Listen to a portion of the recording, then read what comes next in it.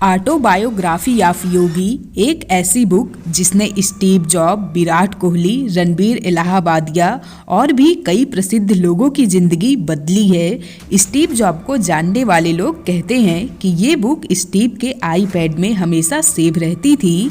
परमहंस जी की ऑटोबायोग्राफी ने कई लोगों की ज़िंदगी बदली है। आइए जानते हैं इस बुक के बारे में और सीखते हैं इस बुक से कुछ ज़रूरी लाइफ लेसन। परमहंस योगानंद जी का बचपन। योगानंद जी के बचपन का नाम मुकुंद लाल घोष था। इनका जन्म उत्तर प्रदेश के गोरखपुर जिले में हुआ था और बचपन से ही इनके मन में भगवान के प्रति गहरी आस्था थी। परमहंस जी ने ही अंग्रेजों की पहचान योगा से करवाई। इनके बचपन में ही बहुत सारी ऐसी घटनाएं घटी थी जिससे पता चलता था कि वो भविष्य में दुनिया के महान संत बनेंगे। किताब के शुरुआत में इनका एक किस्सा बताया गया है जिसमें एक बार योगानंद जी ने अपनी बहन के हाथ में एक फोड़ा देखा। उनकी बहन फोड़े पर दवा लगा रही थी। तब मुकुंद ने अपनी बहन से कहा, दीदी मुझे भी ये दवा लगानी है क्योंकि मुझे भी कल तुम्हारी तरह फोड़ा होने वाला है। उनकी बहन उमा इस बात पर जोर से हंसने लगी और दवा देने से मना कर दिया। तब मुकुंद ने कहा, अगर मेरी बात सही निकली तो उनकी बहन का फोड़ा डबल आकार का हो जाएगा। अगले दिन ये बात सच हो गई। मुकुंद के हाथ में सच में फोड़ा हो गया और जैसा इन्होंने कहा था इनकी बहन के फोड़े का आकार दुगना हो गया। कम उम्र में ही योगानंद जी को ये समझ में आ गया था कि उनका जन्म आम जिंदगी जीने के लिए नहीं बल्कि एक खास उद्देश्य को पूरा करने के लिए हुआ है, जिसकी शुरुआत पहले ही लाहिड़ी महाशय जी की भविष्यवाणी से हो चुकी थी। उन्होंने ही योगानंद जी के जन्म की भविष्यवाणी की थी। मुकुंद के कमरे में लाहिड़ी महाशय की एक फोटो थी। एक बार मुकुंद की तबीयत बहुत ज़्यादा खराब थी।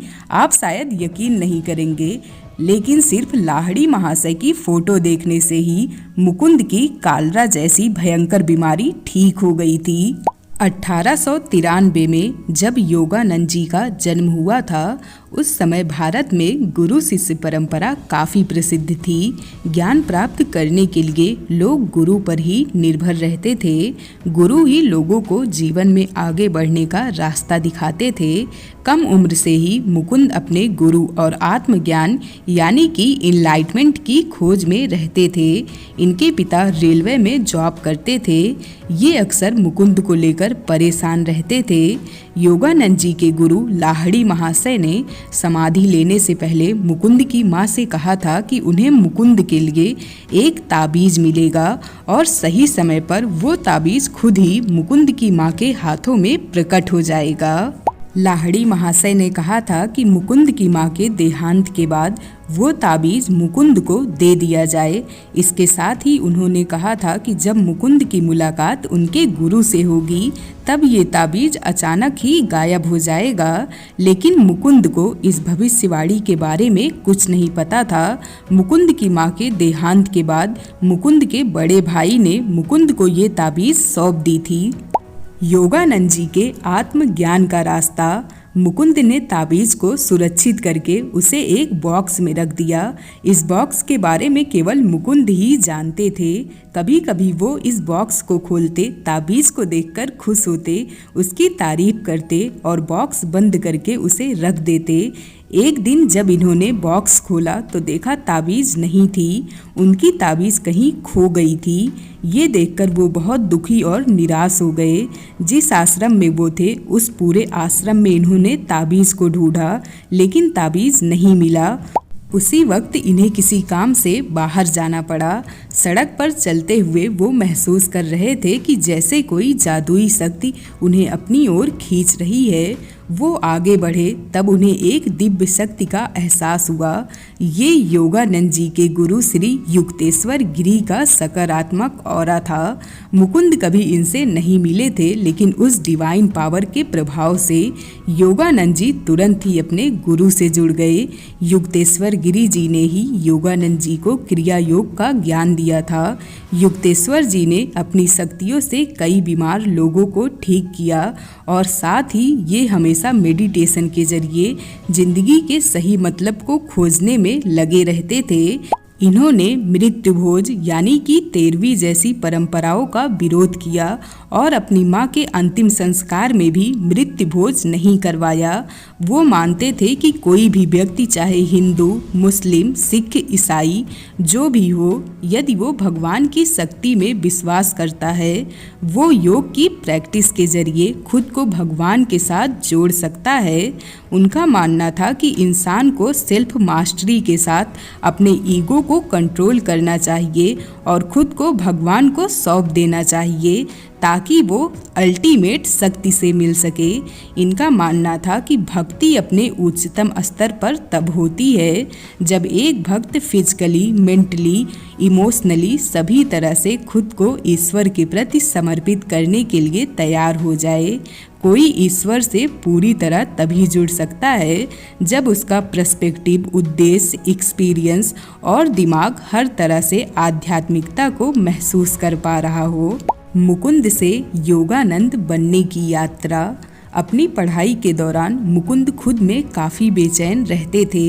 युक्तेश्वर जी के आश्रम में भी उनके मन में काफ़ी सवाल आते थे और मुकुंद इन सवालों का जवाब खोजने निकल जाते थे। मुकुंद ने पढ़ाई के समय भी कई बार हिमालय तक जाने की कोशिश की, लेकिन कभी इनके भाई और कभी इनके टीचर रोक दिया करते थे। लेकिन इसी इच्छा के चलते इन्होंने कई यात्राएं की।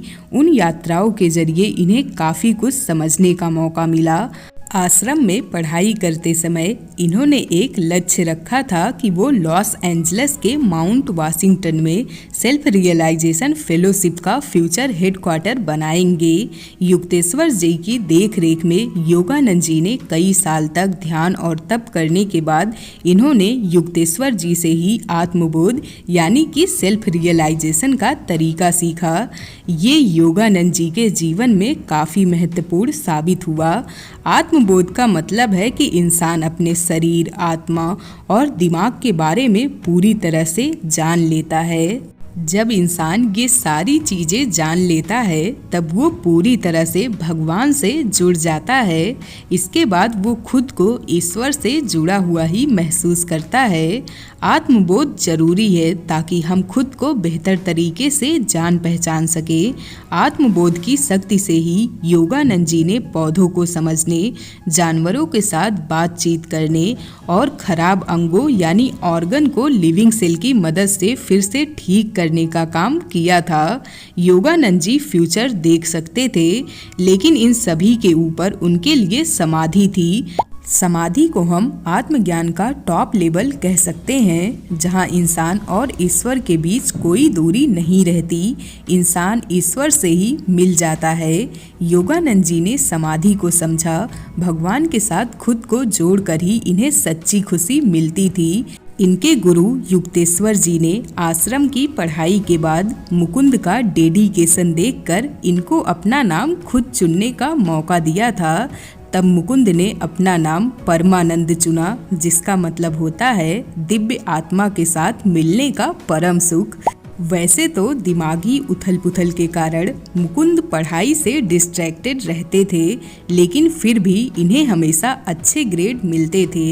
इनके बारे में एक किस्सा बहुत प्रसिद्ध है। कोलकाता यूनिवर्सिटी में अपने फाइनल एग्ज़ाम के समय मुकुंद ने बस से अपनी सारी किताबें फेंक दी थी। सिर्फ कुछ पेपर फाड़कर अपने पास रख लिए थे और उन टॉपिक्स को पढ़ने लगे जो एग्ज़ाम में आने वाले थे, और वही टॉपिक एग्ज़ाम में आए भी थे। अब आइए जानते हैं क्रिया योग के बारे में। योगानंद जी ने ध्यान के महत्व को समझा और उसे पूरी दुनिया में फैलाया।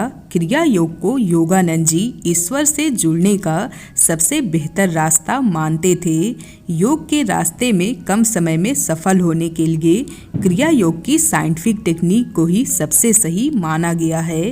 क्रिया योग राजयोग की एक ऐसी साइंटिफिक टेक्निक है जो हमारी बॉडी में फ्लो होने वाली ऊर्जा को सशक्त और पुनर्जीवित कर देती है। क्रिया योग में हार्ट और लंग की गति अपने आप ही धीमी हो जाती है, मतलब इंसान का मन और शरीर पर पूरा कंट्रोल हो जाता है, जिससे शरीर में चेतना जागती है। धीरे धीरे ये हमारी आत्मा को जगाने का काम करती है। क्रिया योग से इंसान जॉयफुल और हैप्पीनेस को महसूस कर सकता है। खुद योगानंद जी ने कहा था कि क्रिया योग गणित की तरह काम करती है और कभी असफल नहीं हो सकती। योगानंद जी काफ़ी अलग सोचते थे और अलग तरह से काम करते थे। एक बार इनके गुरु युक्तेश्वर जी ने पूछा, परिवार के बिना बुढ़ापा कैसे निकालोगे? तब योगानंद जी ने आत्मबोध को ही अपनी शक्ति बताई थी। इनके गुरु युक्तेश्वर जी ने कहा, ज्ञान को बांटना बहुत ज़रूरी है। यदि उन्होंने अपना ज्ञान अपने शिष्यों के साथ नहीं बांटा होता तो आज खुद योगानंद भी आत्मबोध को नहीं समझ पाते। योगानंद को ये बात समझ में आ गई। इसके बाद इन्होंने अपने मिशन की शुरुआत की। योगानंद जी ने रांची में एक बॉयज़ स्कूल शुरू किया। इस स्कूल में छात्रों को स्पिरिचुअल और फिजिकल ज्ञान के साथ जिंदगी को खुशी तरह से जीने की कला भी सिखाई जाती थी। योगानंद जी कहते थे, मेडिटेशन की मदद से छात्र अपने अंदर छुपे हुए सवालों का जवाब खोज पाएंगे। बाद में योगानंद जी ने ऐसे ही कई स्कूल खोले। 1920 में इन्हें बॉस्टन में international Congress of religious liberal में इंडिया को रिप्रेजेंट करने का मौका मिला। तब बेस्ट यानी लॉस एंजल्स में योग पहुंचाने की इनकी भविष्यवाणी सत्य हो गई थी। बस परेशानी ये थी कि योगानंद जी को इंग्लिश नहीं आती थी, इसलिए पहला भाषण देते समय ये हकलाने लगे। तब लोग इन पर हंसने लगे थे। लेकिन उसके बाद भी योगानंद जी ने खुद को एक और चांस दिया, दिव्य शक्ति से खुद को जोड़ लिया। तब इन्हें अपने गुरु की एक बात याद आई कि भाषा सिर्फ माध्यम है, असली शक्ति तुम्हारे अंदर है। जाओ, जिस भाषा में तुम योग की शिक्षा दोगे उसे स्वीकार किया जाएगा। इसके बाद इनका भाषण बॉस्टन में काफ़ी सफल रहा। बस फिर अगले 15 साल तक इन्होंने अलग अलग देश और शहरों में लेक्चर दिए। कई सालों की मेहनत के बाद इन्होंने कश्मीर में मंदिर बनवाया। 1925 में इन्होंने लॉस एंजल्स में सेल्फ रियलाइजेशन फेलोशिप हेडक्वार्टर स्थापित किया, जो दुनिया भर के 500 से ज़्यादा सेंटर, आश्रम और स्कूल वाले ऑर्गेनाइजेशन का हेडक्वार्टर है। भारत से अमेरिका तक की यात्रा। जब योगानंद जी ने अमेरिका में कदम रखा तब इन्होंने स्पिरिचुअल और पब्लिक लाइफ जी रहे कई लोगों से मुलाकात की। योगानंद जी ने ईस्ट वेस्ट नाम से एक पत्रिका भी शुरू की थी। इसी समय योगानंद महान बॉटनिस्ट लूथर बारबैंक के अच्छे दोस्त बन गए थे। लूथर ने पौधों और सब्जियों की सारी वैरायटियों को विकसित करके इतिहास में अपना नाम शामिल किया था। लूथर योगानंद जी के ज्ञान और सिखाने के तरीके से प्रभावित थे और योगानंद जी की तारीफ करते थे। भारत वापस आकर योगानंद वर्धा में महात्मा गांधी जी के आश्रम में गांधी जी के मेहमान बने। योगानंद जी ने गांधी जी को क्रिया योग सिखाया। योगानंद जी गांधी जी से काफ़ी बातें करते थे। भारत की जाति प्रथा पर योगी जी ने तर्क दिया था कि इस प्रथा को आदर्शवादी समाज बनाने के लिए लाया गया था, जिसमें हर इंसान अपनी कैपेसिटी अनुसार काम कर सके। जब ये बेनिफिट जन्म और विरासत के समय दिए जाने लगे तब से ये प्रथा पूरी तरह से बिगड़ गई। खैर, अगर आप इनके बारे में और जानना चाहते हैं तो आपको the autobiography of Yogi book जरूर पढ़नी चाहिए। 1938 में जब योगानंद वापस अमेरिका गए थे तब उन्हें ये देखकर खुशी हुई थी कि समुद्र तट पर इनके फॉलोअर ने बहुत बड़ा आश्रम बनाया था, जो इस बात को साबित करता है कि अब क्रिया योग का महत्व लोग अच्छे से समझने लगे हैं। आज भारत से लेकर अमेरिका तक कई लोग इनकी शिक्षाओं को फॉलो करते हैं और अपने जीवन को खुशहाल तरीके से जीते हैं। तो आप भी अपने जीवन में मेडिटेशन और क्रिया योग को लाइए और अपने जीवन को खुशहाल बनाइए। अगर आप ऐसे ही और वीडियोस देखना चाहते हैं तो आप हमारा चैनल चेकआउट कर सकते हैं। कमेंट में हमें ज़रूर बताइएगा कि आपने इस वीडियो से क्या सीखा। मिलेंगे ऐसी ही एक नई वीडियो के साथ। तब तक के लिए लाइक, शेयर और सब्सक्राइब जरूर करके जाइएगा।